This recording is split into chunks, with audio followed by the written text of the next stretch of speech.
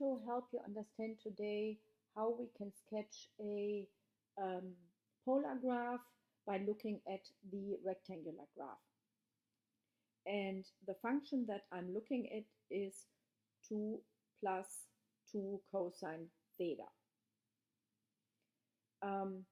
I graph the function in the rectangular coordinate system. As you know, it is moved up by 2 and has an amplitude of 2. So this is the graph. Pi is the minimum, 2 pi is the maximum. And then I want to show in this graph what the quadrants are. So up to pi over 2 is quadrant 1, up to pi is quadrant 2, and so on. So here you have the graph in the rectangular coordinate system. Now, how do we get from here to the polar coordinate system? So first I draw a polar coordinate system. And now you can see that the point at 0,4 in the rectangular system will be on the x-axis, 0,4 on the polar coordinate system. I will from now on call them left and right coordinate system.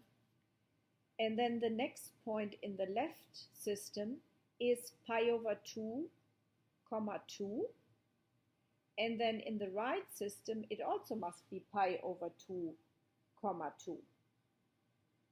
And in between, the radius decreases from 2 to 4.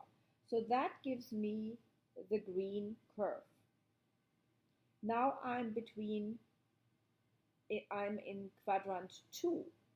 So I start at the point that I have on the coordinate axis on the right side, and at pi the radius is 0, and in between the radius decreases, so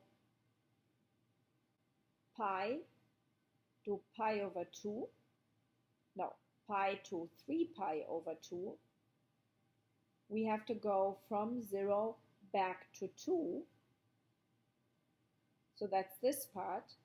And then the last part goes from 3 pi over 2 to 2 pi.